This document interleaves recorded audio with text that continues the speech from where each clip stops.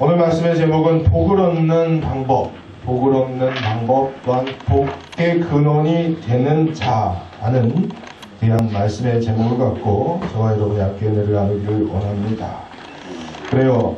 우리가 잘 아는 오늘 복의 근원된 아브라함, 이 아브라함이 어떻게 복을 얻을 수 있었고 복의 근원되는 자는 어떠한 자인가, 그것을 우리가 다시 한번 깊이 상고하며 우리 모든 일회교회 성도들이 아브라함과 같은 복의 근원이 되는 귀한 인생을 살아가기를 간절히 축원합니다. 저희 도서관에도 책이 기재되어 있지만 성숙자반이라는 책이 있습니다. 그 성숙자반이라는 그 책 내용 가운데 그러한 내용이 있습니다만, 하나님께서 우리에게 주시는 그 복을 그렇게 묘사하고 표현하고 있더라고요. 하나님의 애프터 서비스라고 말이죠. 그 말에 제가 많이 공감해 본 기억이 있습니다. 만약 우리가 자동차를 구입을 하는데 그 구입한 사람이 메이커의 그 자동차 애프터 서비스를 전혀 필요 없다라고 한다면요, 그는 자기 자동차와 그 메이커를 동시에 부정하는 그러한 일이 되고 만다라는 것이죠. 마찬가지로 누구든지 나는 여호와 하나님의 복이 필요 없다라고 한다면 결국 그것은 하나님께서 자신을 창조하셨다라는 것, 그것을 부정하는 것이다 라는 말이죠. 그래서 우리에게 여호와 하나님의 복은 AS, 애프터 서비스와 같은 그와 같은 또한 중요한 의미를 가진다라는 거예요. 그러니까 여호와 하나님의 사람은요, 하나님의 귀한 백성되고 자녀된 자는 그 복이 AS와 같이 따라온다라는 사실입니다. 결국 하나님의 말씀을 따라 나아가고 그것을 쫓아가고 또한 순종하며 나아갈 때에 하나님의 복이 저절로 따라온다라는 거예요. 자, 그렇다고 하면 복이 먼저냐 하나님의 말씀을 쫓는 것이 먼저냐, 우리가 그것을 분명히 이해할 수가 있을 줄로 압니다. 그렇습니다. 내가 하나님의 말씀을 쫓아갔더니 하나님께서 이와 같은 복을 주시더라. 그리고 하나님이 그 나의 말씀을 쫓을 때에 이와 같은 또한 저와 같은 복을 주시리라 라는 그 약속의 말씀을 믿고 나아갈 때에 그 복이 쫓아오더라는 겁니다. 그런데 우리가 성경을 읽다가 간혹가다 또한 실수하는 것 중에 하나가, 우리가 말씀에 기록되어져 있는 그 많은 신앙의 또한 선배들이 받은 복이 그것이 목적이 되는 경우가 많이 있더라는 겁니다. 내가 그 복을 목적으로 신앙생활을 한다라고 한다면 결국 그것이 무슨 이야기로 표현됩니까? 기복주의다라는 겁니다. 하나님의 복은요, 우리가 세상 사람들이 생각하는 복의 개념과 분명히 그 순서에 있어서 이와 같이 차이가 나는 줄 믿습니다. 하나님이 주시는 복은요, 세상 사람들이 생각하는 복과도 물론 공통적인 공통분모가 있습니다. 잘 사는 것도 있고요, 편안하게 사는 것도 있고요, 자식이 잘 되는 것도 있고요, 내 명예와 권세가 올라가는 것도 물론 있습니다. 그런데 그것이 누구를 위하여 그 복이 존재하는가? 여호와 하나님을 위하여 그 복이 존재하는 것이고요, 또한 내가 하나님의 그 말씀을 쫓을 때에 절로 쫓아오는 복이 그와 같은 복이더라 라는 사실이죠. 그러므로 사람들이 하나님의 복 자체를 목적으로 삼는 것, 실상은 그 복을 목적으로 삼는다라고 한다는 이야기는 결국 우리가 매일 정비소에 가서 애프터 서비스를 받는 그 목적을 갖고 자동차를 수입하고 또한 사는 것과 별로 다르지 않더라라는 겁니다. 그래서 실상 우리가 자동차를 그 AS를 받는 이유는 무엇에 있습니까? 그 자동차가 항상 잘 굴러갈 수 있도록 최적의 상태를 만들기 위해서 그 자동차를 또한 애프터 서비스를 받는다라는 것이죠. 마찬가지로 내가 하나님의 말씀을 쫓아 살아가는 동안에 하나님께서 항상 그 말씀을 또 연이어서 잘 순종하고 쫓아 살아갈 수 있도록 우리에게 그 복을 주시고요, 그 복을 통해서 최적의 삶을 살아갈 수 있도록 하나님께서 도우시는 것이 복의 목적이지, 그 복 자체를 가지고 우리가 목적을 삼을 또한 이유가 하나도 없더라라는 겁니다. 그래서 성경에서 우리에게 제시하는 이 복의 모델로 이 아브라함, 바로 이 아브라함의 믿음과 이 믿음을 통해서 얻어지는 아브라함의 복, 이것이 또한 복의 근원이 될 정도의 놀라운 복이었음을 우리가 이 말씀을 통해서 다시 한번 깨닫고요. 오늘 말씀을 통해서 큰 은혜를 누리시기를 간절히 축원합니다. 그러기 위해서 아브라함과 같은 복을, 그 동일한 은혜를 우리가 누리기 위해서는 첫째 무엇을 해야 되는가, 곧 누구를 따라야 되는가라는 것, 그것을 우리가 꼭 명심해야 될 줄 믿습니다. 오늘 본문 1절 말씀을 통해서 보면요, 아브라함이요, 그 명령을 쫓아 나아갈 때에 본토, 친척, 아비집을 떠났다라고 말씀합니다. 자, 여기서 본토와 친척과 아비집이라는 이 세 가지의 단어가 무슨 의미를 말합니까? 곧 내가 항상 의지하고, 내가 항상 기대고, 내가 항상 세상 가운데 믿고 있던 모든 것들을 버리고, 또한 그것을 끊어놓고 하나님의 말씀을 쫓아 갔더라라는 그 명령과 그 순종의 복을, 또한 본을 이 아브라함이 보여주었다는 것이죠. 삶의 안주와 안심을 주는 것, 또한 세상을 버리고 하나님의 보호막으로 돌아가는 것, 이것이 아브라함의 첫 번째 선택이었다라는 것이죠. 4절 말씀을 통해서도 보면은 이에 아브라함이 여호와의 말씀을 따라갔다라고 또한 증거하고 있습니다.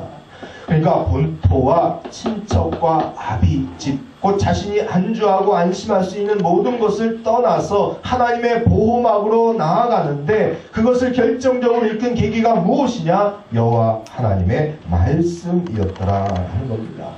그래서 1절로 오늘 본문의 3절까지의 말씀은 다 하나님의 말씀을 쫓아 이와 저와 같이 행하고 따라 나아갔다라는 그 명령과 순종의 말씀이 기록되어져 있다라는 겁니다. 실상 악한 사단 마귀는요, 우리를 이 세상으로부터 아비와 본토, 또한 그 친척집을 떠나지 못하게 하는 가장 강력한 무기를 가지고 있습니다. 그것이 여러분 무엇인지 아십니까? 세상의 환경을 기준을 삼게 하는 것, 그것이 가장 강력한 사단의 무기더라라는 겁니다. 그런데 본토와 친척과 아비집과 같은 그 세상의 기준들은요, 예나 지금이나 크게 변하지 않았으면 얼마나 좋겠습니까? 그런데 이 세상의 기준은 항상 변화되고 또 기준이 높아져만 가더라라는 사실을 저와 여러분 깨닫지 않습니까? 우리가 인생의 자리를 살아가다 보면, 제가 어렸을 때만 하더라도요, 우리 대한민국에, 아까 우리 박 집사님이 우리나라가 부강하게 잘 살게 해달라 그런 기도를 드리셨는데, 제가 어렸을 때만 하더라도 우리나라 목표가 국민소득 1000불이 목표였던 그런 기억이 납니다. 제가 아마 초등학생 때였나 아마 그랬을 텐데, 국민소득 1000불이 우리나라의 목표. 그리고 수출 100만 불 수출을 거뒀다고 100만 불 수출의 탑을 이렇게 쌓고 하는 그 기억이 납니다. 자, 지금 이야기하면 그 100만 불, 1000불이라는 그 돈의 가치, 한 나라가 추구할 수 있는 목표, 그리고 지향해야 되는 목표라고 보기에는 너무 우스꽝스러운 목표 아닙니까? 그런데 그 당시에는 그와 같은 1000불, 또한 100만 불, 이런 것들이 한 나라의 목표였고 국민소득의 목표였다는 사실이에요. 근데 지금은 어떻습니까? 우리나라 국민소득만 하더라도 지금은 2만 불 시대다, 3만 불 시대다, 그렇게 이야기하지 않습니까? 그리고 우리나라가 지금 수출을 얼마큼이나 하는지 정확하게는 모르겠지만, 그죠? 엄청난 천문학적인 숫자로 그 수출을 하고 있지 않습니까? 이와 같이 세상의 기준은 날마다 변화되고 달라지더라라는 겁니다. 그죠? 1000불이 목표였던 시대는 무엇이었습니까? 제대로 먹고 살자라는 것이 목표 아니었습니까? 자, 흰 밥에, 이 밥에 또한 기와집, 지붕 놓고 살아가는 것이 당시의 목표였다라는 겁니다. 그런데 지금의 목표는 삶의 기준과 그 목표, 세상의 환경과 그 기준의 목표가 어떻게 변화되었는가라는 거예요. 옛날에는요, 학사 가수라는 말이 유행한 그러한 적도 있었습니다. 대학가요제 같은데 나오면 학사 가수라고 그런 이야기들을 했어요. 왜냐하면은 대학교를 공부한 사람이 가수까지 한다라는 이야기로 학사 가수라는 말을 했다는 겁니다. 근데 지금은 우리나라 대학 진학률이 그 통계청의 발표를 보면 83% 정도가 된다라고 말합니다. 그러니까 누구나 다 대학에 간다는 거예요. 자, 이것이 그래 80 그래도 아직 17% 대학을 못 가네 라고 그렇게 여러분 생각할지 모르지만 통계청에 따르면 여러분 초등학생을 가는 초등학생 진학률이 몇 %인지 아십니까? 초등학교 진학률이 85%예요. 이게 무슨 말인가 하면 초등학생도 여러분 자녀들 다 지금 잘하고 있습니다만 여러분들 자녀들이 나이의 때가 차면은 다 초등학교를 보낸다, 소학교를 보낸다라고 생각하지 않습니까? 누구나 다 간다라고 생각하는데도 불구하고 85%의 진학률입니다. 그러니 대학이 83% 진학이다라고 한다면 더 이상 할 말이 없겠죠. 누구나 다 대학교는 간다라는 거예요. 학력 인플레이션이라는 거죠. 마찬가지로 우리가 물건이나 어떤 사물을 보는 데 있어서도 그 명품 뭐 이런 것들을 우리가 추구하며 그 물건에도 또한 인플레이션이 아주 충만하게 올라와 있음을 우리가 인생을 살면서 깨닫지 않습니까?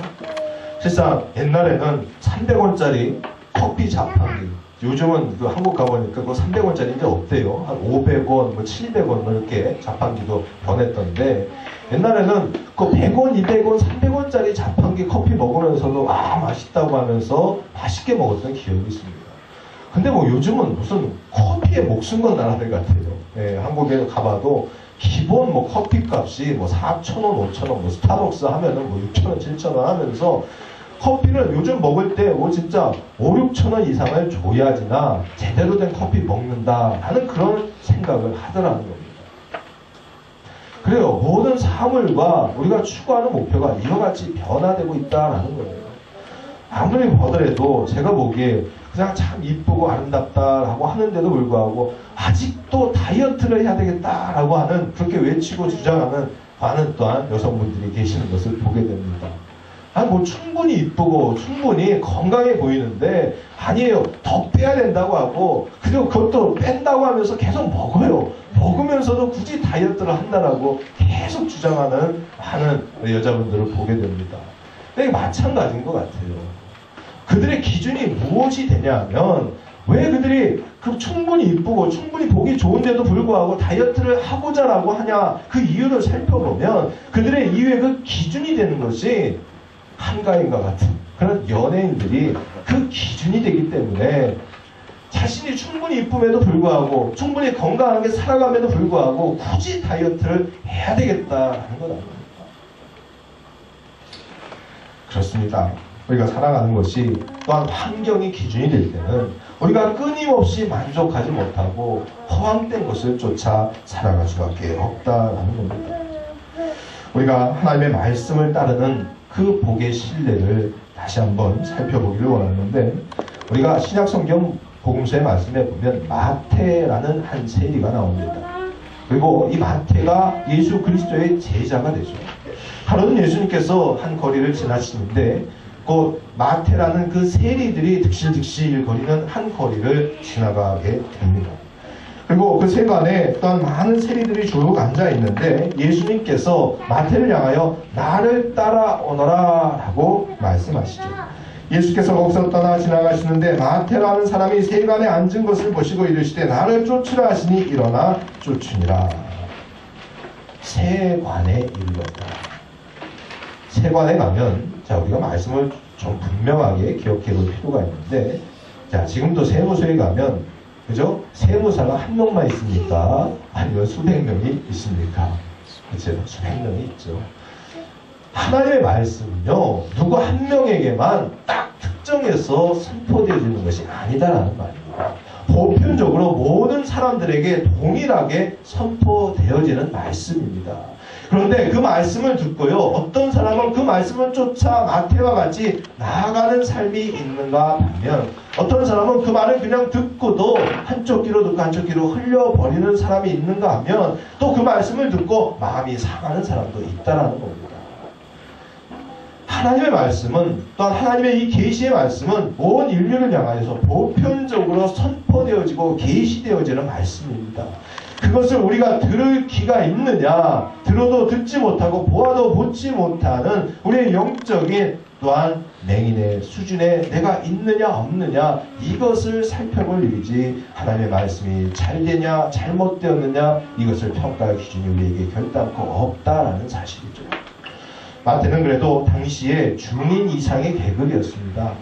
그의 삶의 자리는 당시에 매국노로 손가락질 받던 자리였지만 그래도 잘 먹고 잘 사는 위치에 있었던 자가 마태라는 사람의 위치였습니다. 그런데 예수님은 누구의 아들이라고요? 목수의 아들이었고요. 같이 함께 동행했던 사도 베드로는 누구예요? 어부였습니다. 당시에 사회적 계층을 보면 가장 낮고 천한 자리에 있었던 사람들이 어부요 또한 목수라는 사람들이었죠. 그런데 그 사람들이 나를 따르라 라고 하였으니 쉽게 우리가 평범한 세상의 기준을 갖고 환경의 기준을 갖고 보면 따를 수 있었겠느냐라는 겁니다. 그럼에도 불구하고 마태는 그리스도 예수와 그 사도 베드로를 쫓아 나아갔다라는 겁니다. 오늘 본문의 말씀을 통해서 보면은요, 아브라함이 여호와의 말씀을 따라갔고 롯도 그와 함께 갔다라고 4절에 기록되어 있죠. 이 말씀을 유심히 들여다보면 어떻게 기록되어 있습니까? 아브라함이 여호와의 말씀을 쫓아갔습니다. 아브라함은 여호와의 말씀을 쫓아갔습니다. 자, 그런데 롯은 누구를 쫓아갔습니까? 그와 함께 쫓아갔다. 그가 누굽니까? 아브라함을 쫓아갔다. 그래요. 아브라함의 조카 롯은 하나님의 말씀을 따라간 것이 아니라 사람을 따라갔다라는 겁니다. 이처럼 우리가 하나님의 말씀을 듣고 또한 그것을 쫓아 살아가는 데 있어서 꼭 분별하고 꼭 우리 마음속 깊이 기억해야 될 것은 내가 지금 사람의 말을 쫓아가고 있는 것인가 하나님의 말씀을 쫓아가고 있는가, 그것을 날마다 분별하고 분간할 수 있는 그런 믿음의 자녀들이 되시기를 간절히 축원합니다. 그리고 이것이 하나님의 말씀이다라고 여러분이 여겨지시면 그 말씀을 생생하게 붙잡고 또한 하나님께서 나에게 주실 그런 복을 붙잡는 게 아니라 하나님의 말씀을 붙잡을 때 자연스럽게 하나님께서 나를 복 주실 것을 믿으며 또한 나아가시기를 바랍니다. 그리고 복의 종류도 여러분이 스스로 선택하지 마시기 바랍니다. 하나님은 전능하신 분이고요. 혹시나 여러분이 선택한 복이라 할지라도 그 이상의 더 다른 좋은 복을 하나님께서는 이미 예비하여 주신 줄로 믿습니다. 복이 목적이 아니라 하나님의 말씀을 쫓아갈 때 하나님께서 애프터 서비스로 주시는 그 놀라운 복을 여러분이 또한 기대하시며 또한 살아가시기를 주의 이름으로 간절히 축원합니다. 또한 두 번째로 누구에게 예배를 드리는가 하는 사실을 우리가 꼭 기억해야 합니다. 아브라함은 가나안 땅에 도착하여 사실 그 말씀을 통해서 오늘 6절 말씀에 보면 도착할 그때에 가나안 사람이 그 땅에 거주하였더라 라고 기록되어 있습니다. 자, 그 말이 무엇이겠습니까? 하나님께서 젖과 꿀이 흐르는 가나안 땅, 약속의 땅을 향해서 너희가 가라, 내가 가라 라고 말씀했고 그것을 통해서 너에게 복을 주리라 라고 말씀했는데 막상 그 땅에 딱 하고 도착을 해봤더니 그 땅이 정말 비옥한 옥토였고 아무도 없이 내가 이 땅에 그저 받는 대로 다 내 땅이 될 만큼의 그런 처지와 형편과 환경이 아니었다라는 거예요. 가나안 땅 사람들이 있었다라는 것은 그에게 대적이 될 수도 있고요. 그에게 부딪힘이 될 수도 있고 갈등이 될 수 있는 요소들이 풍부히 존재했었다라는 것을 우리에게 말씀하는 장면입니다. 그래서 실상은 하나님의 말씀을 쫓아왔는데 그 자리를 통해서 아브라함은요 아직도 나그네와 같은 삶을 살아갈 수밖에 없었다라는 거예요. 그래서 우리가 흔히 그런 이야기 혹시 여러분 들어본 적 있지 아니하십니까? 하나님은 우리에게 현찰을 주시지 아니하고 약속 어음을 주신다라는 거예요. 그렇습니다. 그렇다고 하면 하나님께서 비록 현찰을 바로바로 주시지 아니하고 약속어음을 주시는데 이 약속어음이 부도가 나지 않고 정말 나에게 축복이 되기 위해서는 나에게 그것이 현실로 이루어지기 위해서는 무엇을 내가 해야 하는가? 그래서 오늘 본문의 말씀을 통해서 오늘 반복적으로 나온 7절과 8절에 무슨 말씀이 기록되어 있습니까? 아브라함이 단을 쌓고 또 여호와께 단을 쌓고 예배 드리는 자의 삶을 살아야 한다는 겁니다. 아브라함은요, 그 약속을 쫓아 가나안 땅에 들어갔더니 환경과 형편이 그리 녹록지 않았습니다. 하나님이 약속으로 나에게 주신 땅이라고 하는데 꼭 거짓말 같았습니다. 그럼에도 불구하고 아브라함은 그 땅에 가자마자 제일 먼저 한 것이 무엇이냐면 단을 쌓았다. 또 조금 옮겨가서 또 단을 쌓았다라고 하며 어느 곳을 가든지 하나님 앞에 예배드리는 자의 삶을 그가 온전하게 지켰다 하는 것입니다. 현실에서는 응답이 없는데 하나님을 위하여 예배를 드리는 그 아브라함의 믿음을 하나님께서 분명히 보신 줄로 믿습니다. 그래요. 그래서 아브라함이 가는 곳마다 제단을 쌓고 그 예배를 드리는 모습은요, 우리가 영적인 시각에서 보면 그 예배를 저와 여러분이 드리는 바로 그 순간에 실상은 우리 인생과 우리의 삶의 자리와 온 우주 만물의 모든 순간에 영적인 기상도가 바뀌는 그런 순간이다. 영적인 파장이 비로소 생겨지는 순간이다라고 여러분들 믿으시기를 간절히 축원합니다. 때론 나 혼자인 것 같지만 내 혼자가 성전에 와서 엎드려 기도할 때 또한 예배 드릴 때에 비록 나 혼자 묵상하고 찬양하고 기도하는 것 같지만 나의 기도와 나의 또한 찬양과 나의 묵상과 내가 말씀을 읽고 깨달음으로 하나님 앞에 순종을 다짐하는 그 제단을 쌓는 그 순간순간들이 비록 작은 점과 같은 파장일지 모르지만 그것이 시간이 지나서 더욱더 확장되어져 가면 여러분 잘 아시지 않습니까? 나비 효과라는 것이요. 그와 같은 놀라운 역사가 저와 여러분의 삶의 자리에 꼭 일어나게 될 줄로 믿습니다. 우리 일회교회도요, 지금은 아직 미약합니다만 그러나 우리가 이곳 이 성전을 온전하게 믿음으로 지키고 날마다 예배드리고 기도하고 찬양할 때에 우리의 작은 또한 미약한 날갯짓이 언제 어느 때 어떤 순간에는 놀라운 영적인 부흥의 계기를 또한 이끌 줄로 믿습니다. 그러므로 내가 예배만 잘 드려도 나 혼자가 아니라 내가 드리는 이 예배를 통하여 또한 내가 복의 근원이 되고 내가 영적인 축복의 파장을 이끄는 그런 주인공이 된다라는 그 사실과 믿음으로 살아가시는 저와 여러분이 되시기를 간절히 축원합니다. 그래서요, 삼국지라는 그 책을 통해서도 보면 여러분 잘 아는 그 장판교 싸움이라는 싸움이 있지 않습니까? 그 장판교 싸움을 통해서 무슨 싸움이 벌어집니까? 실상은 그 조자룡이라는 사람이요, 그 유비의 아들 유선이 적진의 포위가 돼갖고 사로잡히게 되지 않습니까? 그런데 이 조자룡이라는 이 유비의 부하가 목숨을 걸고요, 그 아들 유선을 데려오지 않습니까? 막 데려오는데 뭔가 중국에 가면 사기 같은 것도 좀 관용법이 심한 저점이 몰라도 그 조자룡이 유선을 데리고 말을 타고 막 도주를 하는데 그 뒤에 쫓아오던 군사가 몇 명이었다라고 기록하냐면 100만 명이 쫓아온다라고 기록이 되어있어요. 100만 명이 바로 이 두 사람을 쫓아서 와 하고 달려오는 겁니다. 근데 마침내 이제 그 경계선인 장판교를 확 지나게 돼요. 그러면서 바톤이 딱 터치가 되는데 누구에게 터치가 됩니까? 장비에게 터치가 됩니다. 근데 장비가 딱 그 장판교 한가운데 버티고 서가지고 뭐라고 외칩니까? 100만 대군 앞에서 장비가 외치는 말이에요. 너희들이 나를 넘지 아니하면 이 장판교를 건널 수 없다라고 하면서 그냥 쩌렁쩌렁하게 그냥 소리를 외쳐버리니까 심지어 그 어떤 병사 중에 하나는 그 자리에서 거꾸로 떨어져가지고 죽었다라는 그런 일화까지 기록되어져 있죠. 그래요. 결국은 이 장비 하나가 즉 그 장비의 큰 그 무슨 검입니까?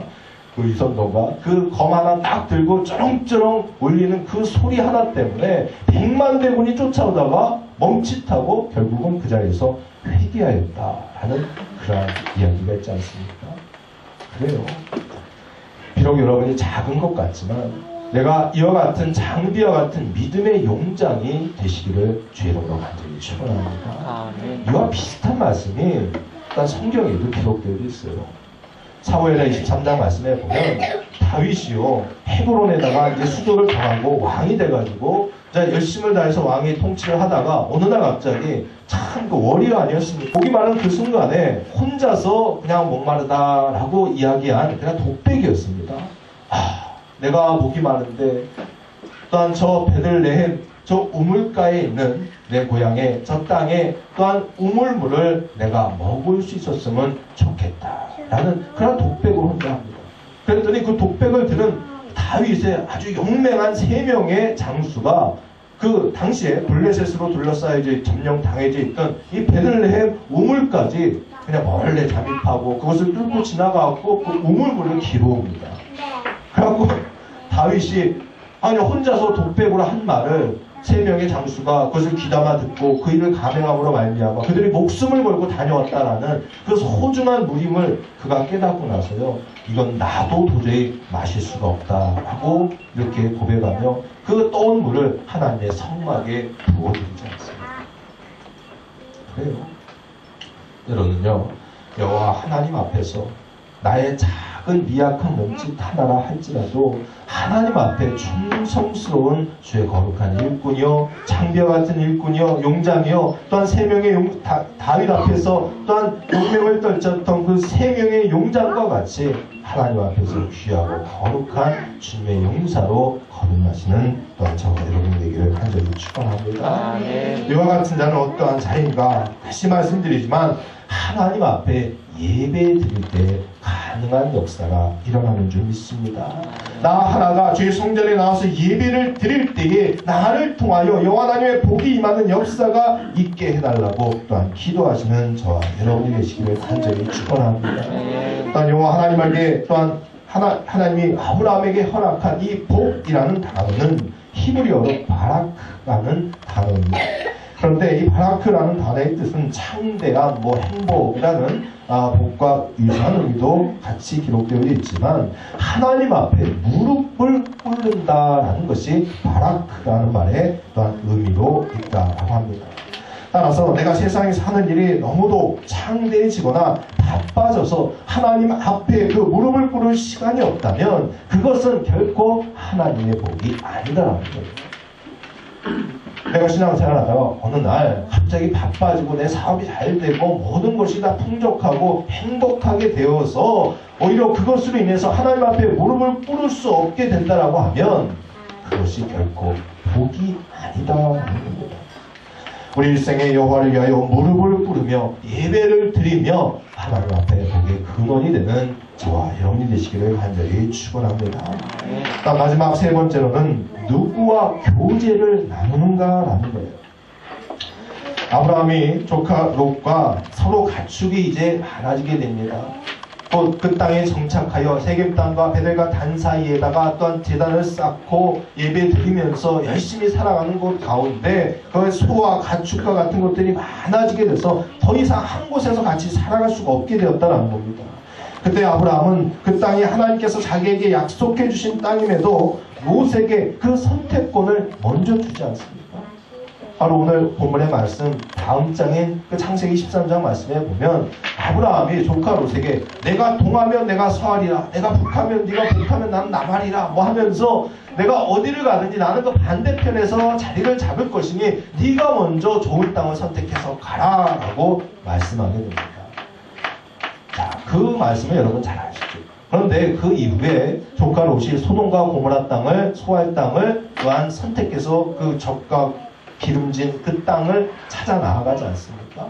근데 그 땅을 나아간 뒤에 하나님께서 그 양보하는 아브라함의 그 심성과 그 마음이 너무 아름다워가지고 아브라함에게 또 다른 축복을 주지 않습니까? 참 잘했다 칭찬하시면서 이제로부터는 네가 횡으로 어디를 가든지 그 밟는 모든 땅이 다 너의 땅이 될 것이다. 그렇게 아브라함을 하나님께서 또다시 축복해 주십니다. 그런데 그런 축복을 받은 뒤에요. 말씀을 통해서 보면 창세기 13장 8절 말씀에 보면 이에 아브라함이 장막을 옮겨 헤브론에 있는 마므레 상수리 수풀에 이르러 거주하며 거기서 여호와를 위하여 제단을 쌓았더라. 자, 지금 어떻게 보면 땅을 더 좋은 땅을 그 조카 롯에게 양보하고 또 하나님으로부터 그 마음을 좋게 평가받아서 종으로 횡으로 어디를 가는지 다 너에게 주는 땅이 될 것이다 라고 그 약속의 말씀을 받았으면 얼른 땅 밟기를 해야 될 거 아닙니까? 그렇죠? 이것저것 다니면서 다 깃발 꽂으면서 다녀야 될 거 아니에요. 그런데 그 말씀, 축복의 말씀을 딱 받는 그 순간에 그 다음 절 말씀이 바로 방금 인용해드린 8절의 말씀입니다. 헤브론이라는 곳, 지금으로 말하면 그 헤브론이라는 땅의 지명은 곧 교제의 자리라는 의미를 갖고 있습니다. 그리고 마무레라는 히브리어의 말은 곧 뜨거운 불과 같은 그러한 말의 의미를 갖고 있죠. 상수리 나무 여러분 잘 아시죠? 도토리 나무. 네. 그러니까 도토리 풀숲이 많은 그러한 상록수 그 상수리 나무의 나무 숲의 자리를 잡고 뜨겁게 하나님과 교제하며 또 단을 쌓고 예배를 드렸더라고요. 우리는 그저 복 주겠다 하고 하나님께서 떡 던지시면 그냥 그거 추구해 나아가려고 그거 얻으려고 분주히 뛰지 않습니까? 그런데 진짜 하나님의 백성 된 자 바로 이 아브라함은 그 축복의 말씀을 듣고 이제 내가 땅을 밟기만 하면 다 너희 땅이 되리라 라고 했는데 땅을 먼저 밟기보다 무엇을 했다고요? 예배를 드리고 뜨겁게 교제하였다라는 사실입니다. 여러분 제가 가끔씩 설교할 때마다 히브리어로 이게 무슨 어원의 지명을 가지고 있습니다 라고 제가 말씀드리지 않습니까? 근데 여러분 그 지명이 옛날부터 기록된 지명일 수도 있고요. 그러나 성경에 기록된 지명은 대부분 바로 이 성경이 기록되면서 기록되고 명명된 지명들이 많습니다. 무슨 말씀을 드리고자 하면 그때 믿음의 조상들이 새로 개척한 그 땅에 그잖아요. 자신의 고향 땅도 아니에요. 새로 개척한 자신의 땅이기 때문에 그 땅을 가는 순간에 물론 그 이방 민족이 부르는 땅의 이름이 있었을지 모르지만 그곳에서 체험한 하나님을 통해서 자신 스스로가 그 지명의 이름을 붙인다는 거예요. 그래서 여러분 베델이라는 것도 유명하지 않습니까? 길갈이라는 것도 뭐예요? 길갈에 이스라엘 백성이 출애굽한 뒤 요단강을 건너갔고 그곳에 진쳤을 때에 애굽의 수치가 우리에게서 물러갔다라고 하면서 길갈이라고 지명을 짓지 않습니까? 그러니까 원래 있었던 지명이 아니라 이 이스라엘 백성들이 그 땅을 점령하고 정복하고 또 믿음의 조상들이 새로운 것을 탐험하고 그 땅을 얻게 되었을 때에 그 믿음의 고백이 곧 지명이 되더라라는 사실. 그러니까 오늘 이 헤브론이라는 땅 그리고 또한 마므레라는 그 상수리의 지명 이것을 통해서 아브라함이 얼마나 뜨겁게 하나님과 교제하기를 원했고 그것을 통해서 또한 다시 예배하기를 원했는가 이 사실을 우리가 다시 한번 깨닫기를 간절히 축원합니다. 그러므로 하나님과 뜨겁게 나누는 이 최고의 교제 그것이 곧 예배의 자리일 뿐만이 아니라 그 교제의 중심은 곧 무엇입니까? 순종이라는 겁니다. 사랑하는 여러분, 순종하면 여러분이 제일 먼저 떠오르는 것이 무엇입니까? 여호와 하나님의 말씀을 쫓아 살아가는 것 이것이 순종이다라고 생각할 줄 압니다. 예, 맞습니다. 하나님의 말씀을 믿는다라는 것은 단지 선언하는 것에 그치는 것이 아니라 그 말씀에 순종하며 쫓아 살아가는 것 이것이 진정한 순종의 자리입니다. 그런데 순종의 두 번째 굉장히 중요한 의미가 있습니다. 이 순종이라는 말에 담긴 또 하나의 의미는 내가 주어진 상황에 순종하라라는 겁니다. 주어진 상황이 비록 만족스럽지 못한 경우가 있다 할지라도 내가 가진 물질이 비록 만족스럽지 못한다 할지라도 건강이 만족하지 못한다 할지라도 자녀가 만족스럽지 못한다 할지라도 내 주변의 사람과 상황이 만족스럽지 않다 할지라도 그 현실을 그대로 수용할 수 있는 것 그것이 믿음의 자녀들의 참 순종인 줄 믿습니다. 그렇잖아요.